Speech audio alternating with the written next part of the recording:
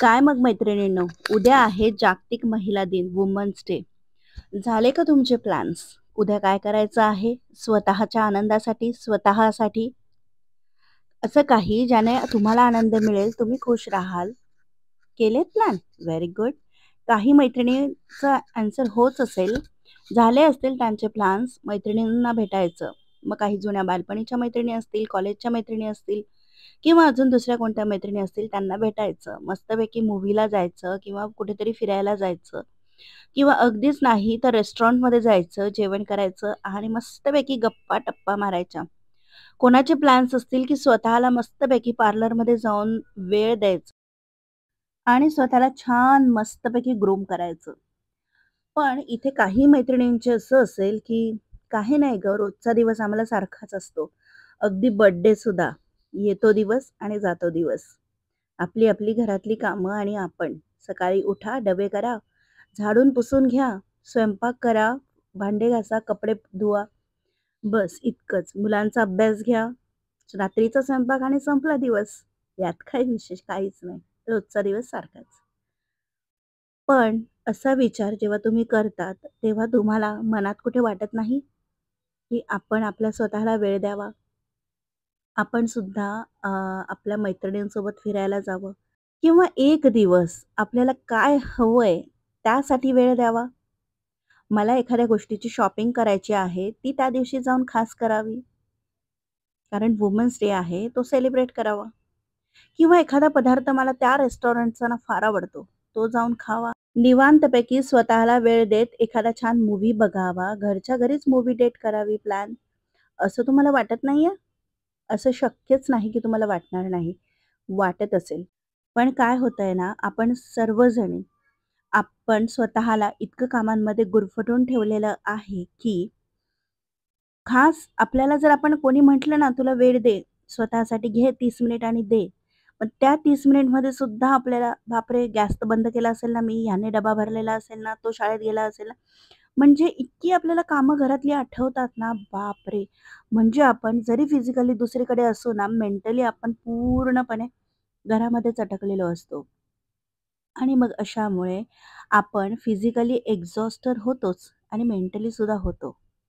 आणि मग कसलं काय स्वतःला वेळ देणं आणि स्वतःवर प्रेम करणं सगळं राहतं बाजूला. असं करू नका मैत्रिणींनो. तर या वुमन्स डे पासून आपण स्वतःमध्ये एक बदल घडवूयात. तो म्हणजे स्वतःला प्रायोरिटी देऊयात. स्वतःला प्राधान्य देऊयात, की आजपासून मला जे आवडतं ते मी करायला वेळ काढेल. एखाद्या दिवशी एखादा पदार्थ घरात माझ्या आवडीचा करेल.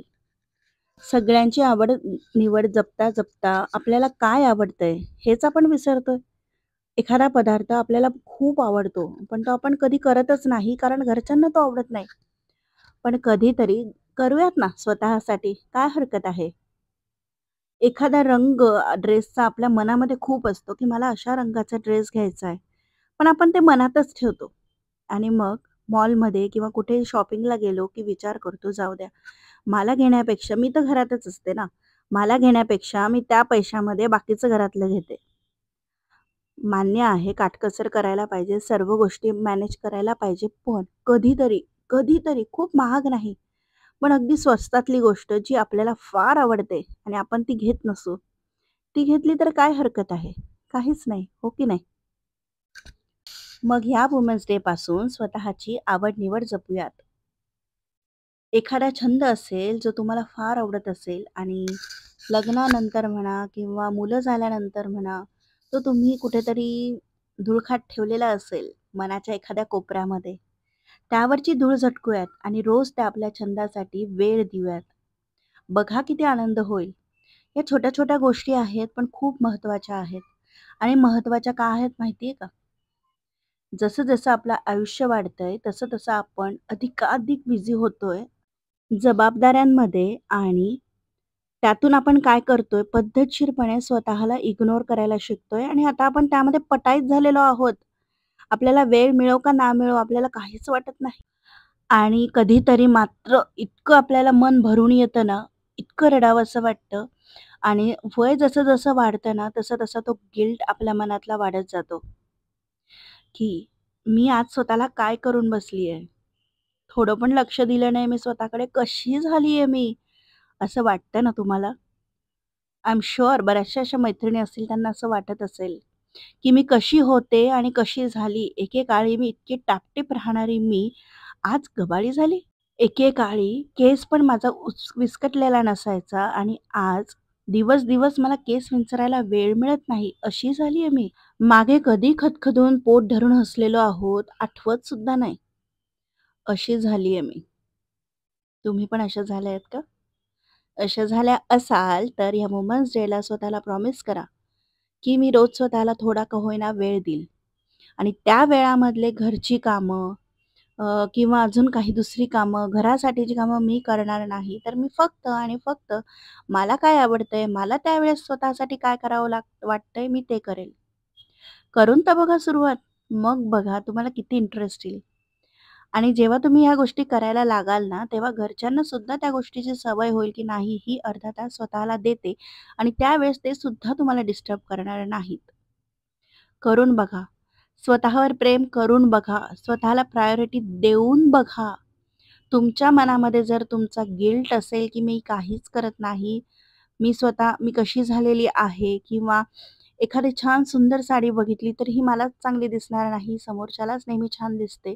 असं जर तुमच्या मनामध्ये येत असेल, तर आत्ताच हीच वेळ आहे, की स्वतःला बदला. आपल्या स्वतःच्या चांगल्यासाठी स्वतःला बदला. आपण खूप सुंदर आहोत हा कॉन्फिडन्स स्वतःला द्या आणि त्यासाठी स्वतःला वेळ द्या.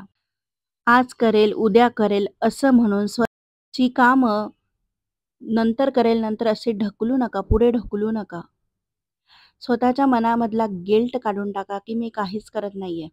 खरं सांगते मैत्रिणींनो, हा जर गिल्ट मनामध्ये असेल ना, तर तो फार त्रास देतो. मी सुद्धा हा गिल्ट खूप दिवस मनामध्ये ठेवलेला होता आणि त्याचा मला प्रचंड त्रास व्हायचा. इतका त्रास व्हायचा, की असं वाटायचं मी शून्य आहे.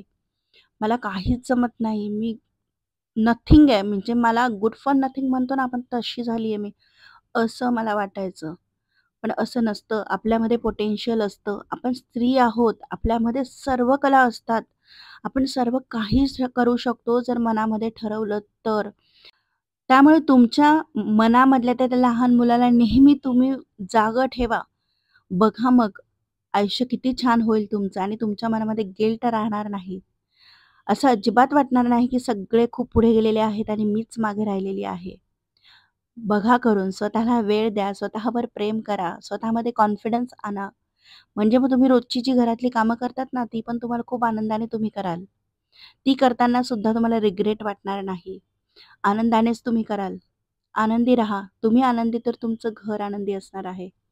तेव्हा ह्या वुमन्स डेला स्वतःला प्रॉमिस करा, की मी स्वतःला वेळ देईल, मी स्वतःला प्रायोरिटी देईल, मी माझी आवड-निवड जपेल, मला काय हवंय, काय नकोय ह्याचा मी विचार करेल आणि मी तसं वागेल. आणि मी आनंदी राहील आणि माझ्या कुटुंबाला सुद्धा आनंदी ठेवेल. Happy women's day in advance to you all lovely ladies. Be happy, be grateful. Bye.